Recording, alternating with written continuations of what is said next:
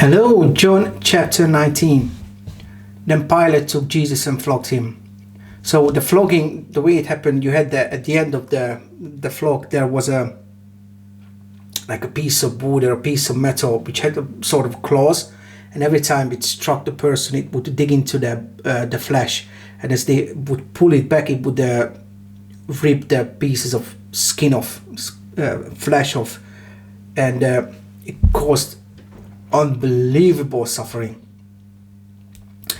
That's why they never really used both punishment, both the flogging and the crucifixion. So it was either flogging or crucifixion. They never used both of them at the same time. And the soldiers twisted together a crown of thorns and put it on his head and arrayed him in a purple robe. They came up to him saying, "Hail, King of the Jews," and struck him with their hands. So it's one thing that they flogged him and hurt him really bad. They also mocked him. Pilate went out again and said to them, "See, I am bringing him out to you, that you may know that I find no guilt in him." So Jesus came out wearing the crown of thorns and the purple robe. Pilate said to them, "Behold the man." When the chief priests and the officers saw him, they cried out, "Crucify him, crucify him." Pilate said to them, "Take him yourselves and crucify him, for I find no guilt in him." So the way John depicts it, Pilate didn't really want to kill Christ. But what strikes me as horrible is that these people, they saw the bleeding Christ. They saw that he was tortured, he was hurt really bad, and they had no mercy on him. They had no mercy. They had a chance to change their mind, but they decided that it's better for him to die, even though they saw him suffering. Like I said, they never used both kinds of punishments at the same time.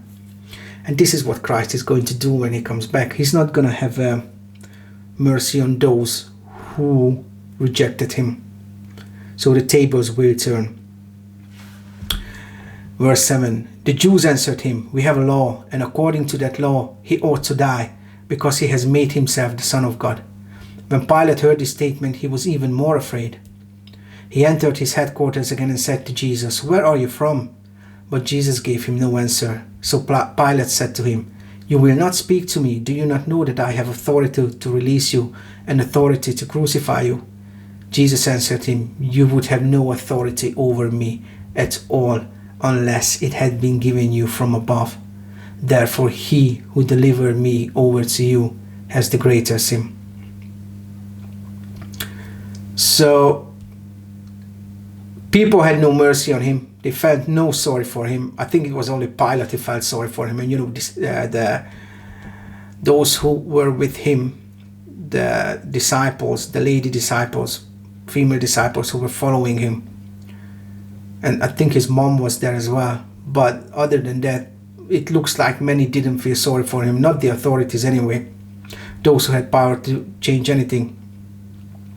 But it is said in the Bible that authority was instituted by God. But it's the thing that, as I mentioned already before, they rejected God as their king. So they didn't want God to be an authority over them. So they decided to have these kings over them. And what happened was, whenever there was an authority over them, they were bullied, pretty much.